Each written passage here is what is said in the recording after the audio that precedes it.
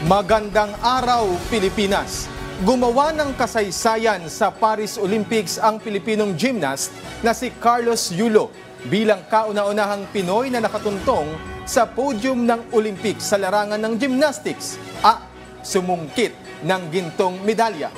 At para makuha ang mailap na ginto, ang mga tinalo ni Carlos Yulo ay ang defending gold medalist na si Artem Dolgopiat ng Israel at Jake Harman ng Great Britain na siyang nanguna sa qualification round. Yan ang ulat ni Rafael Bandayret.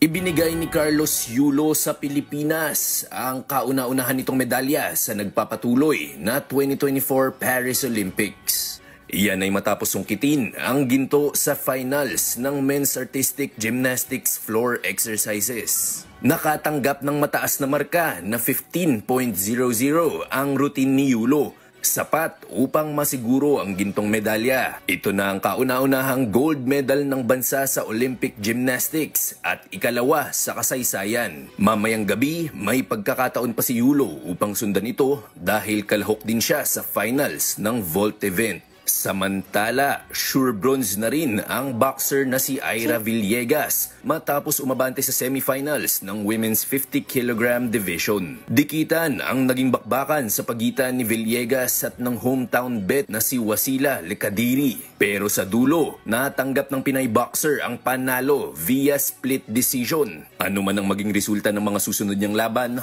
tansong medalya na ang pinakamababang mapapanalunan ni Villegas. Pero may pagkakataon siyang makakuha ng pilak o ginto kung aabante siya sa finals ng nasabing event. Sa kasamaang palad, tapos na ang kampanya ng boksingerong si Carlo Paalam.